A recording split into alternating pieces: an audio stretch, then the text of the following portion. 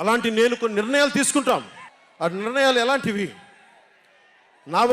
నాకు సంబంధించినవి కాదు, ప్రజలకు సంబంధించినవి. పొత్తులో భాగంగా నేను 24 స్థానాలు తీసుకున్నాను. 24 అసెంబ్లీ స్థానాలు తీసుకుంటే ఇంతేనా అంటున్నారు. 24ఏనా, ఇంతేనా? మనవాళ్ళు కాదు, అవతలి వాళ్ళకి తెలియట్లా. బలిచక్రవర్తి కూడా వామనుణ్ణి చూసి ఇంతేనా అన్నాడు. బలిచక్రవర్తి కూడా వామనుణ్ణి చూసి ఇంతేనా అన్నాడు. నెత్తి మీద కాలు పెట్టి బలిచక్రవర్తిని అధాపాతాళానికి తొక్కుతున్నప్పుడు తెలిసింది ఎంతో అని.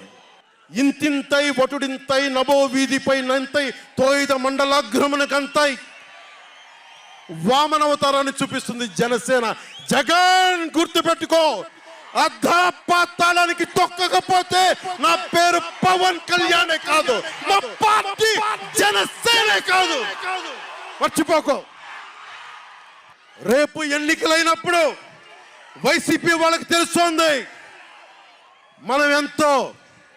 నెత్తి మీద కాలేసి తొక్కుతాం కదా, అప్పుడు అర్థమవుతుంది మేమేంటో. జగన్ జనసేన ఒక్క సీటు గెలిస్తేనే, జనసేన ఒక్క సీటు గెలిస్తేనే నేను రాజమండ్రి రోడ్ల పర్యవేక్షణకి వస్తానని అంటేనే రాత్రికి రాత్రి 10th క్లాస్ విద్యార్థిలాగా, 10th క్లాస్ చదువుకునే విద్యార్థిలాగా రాత్రికి రాత్రి రోడ్లు వేశారు. నైట్ అవుట్ చేసి మరి ఒక్క సీటుకే ఇదంతా. ఒక్క సీటు గెలిస్తేనే రాత్రికి రాత్రి రోడ్లు వేసావు.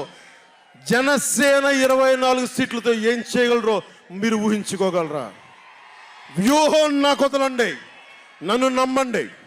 24 ఏంటి అని అంటా ఉన్నారు.